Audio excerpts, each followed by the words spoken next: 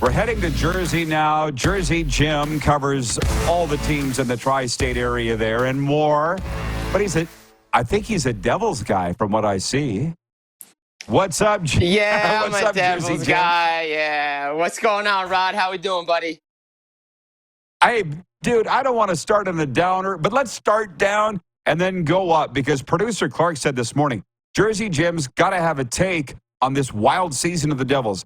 Nobody really saw this coming. A coach firing. What is your take on how the bottom fell out of this team?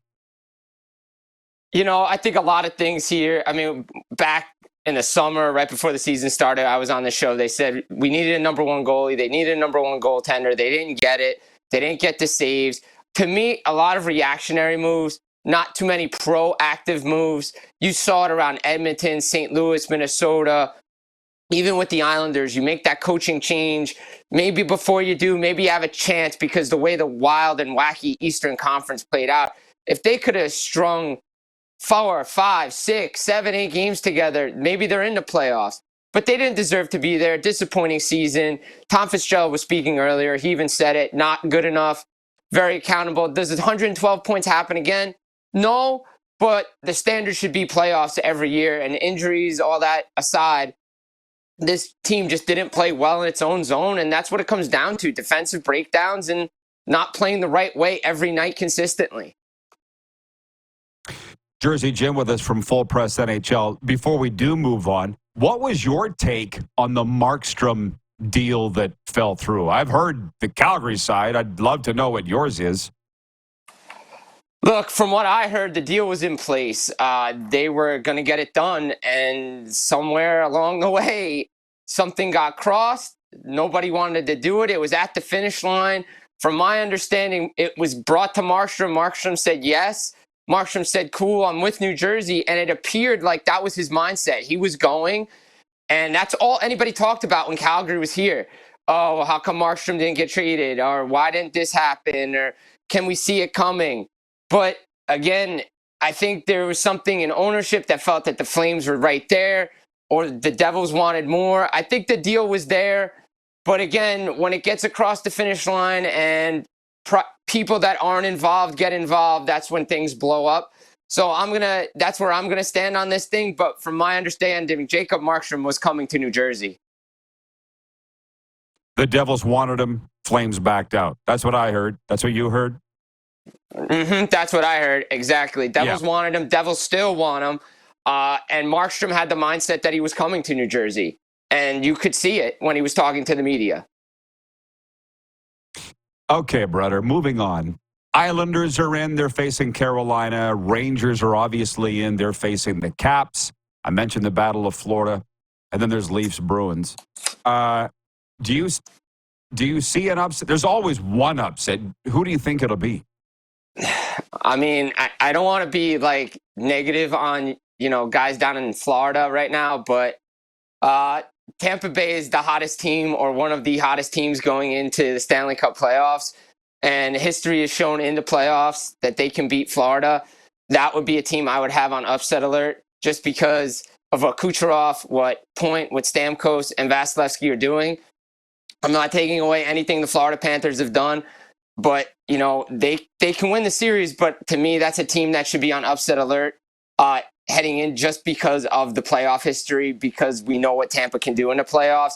I don't see upset alert for Boston. I mean, look, until the Leafs prove they can beat Boston in the playoffs, which has been a very, very long time, I will stick with Boston. I do not see Washington beating the New York Rangers. I think they'll make it a 5 or 6 game series, but the Rangers should win.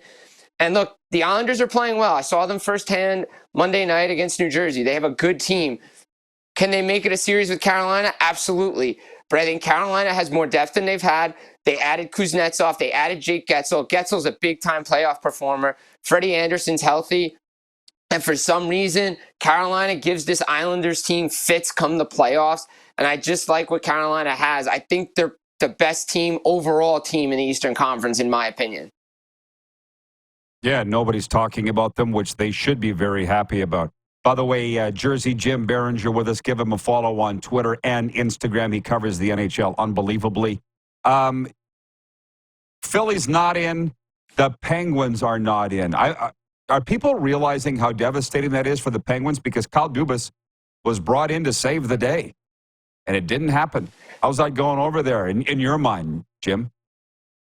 To me, I didn't have the Penguins as a playoff team, so I guess expectations for me, they fell short of it. But again, too little, too late, because to me, yeah, they make the move for Carlson early on, but is that what they really needed? Like similar to what you saw in Toronto, was Tavares what they really needed at the time? They had other holes to fill. Bringing in an $11 million player, not necessary in Pittsburgh. The team was getting older. They probably should have made this rebuild a couple of years ago, and they didn't do it.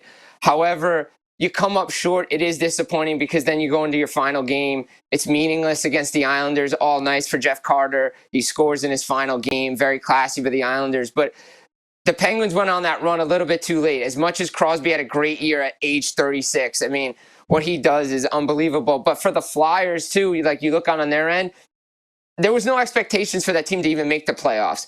So, and I think everybody expected them to slide at some point. But the way they were playing, you thought, okay, maybe they can hold on. I think the fact they didn't have Sean Walker, injuries caught up, goaltending, guys weren't not used to playing this much hockey. It just takes a toll on your body. And, I think the bigger disappointment should be in Detroit because you were there pretty much all year and you just let it get away because Dylan Larkin gets hurt for a stretch of time and you lose 7 games in a row. You were right there. I think that's a bigger disappointment. Guy, you and I could ring up a phone bill. I guess the other night we did. I was going to let you go, but I got to ask you where you see Patrick Kane ending up. Is this it? I think, you know what? Detroit wants to bring him back. I think he wants to go back. I think with a full offseason, I think he wants to sign a 2 or 3 year deal. I could see him back in Motown. I could see him, look, barring, if they can figure it out, never say never, but imagine Patrick Kane in Chicago with Bedard. Look, stranger things have happened, right? Stranger things have happened, but imagine that one. It was pretty evident on Chris Chelios' night when Detroit came in there and Kane scored the winner in a shootout that they do still love him in Chicago. So wouldn't that be something? Jersey Jim, is your mom watching?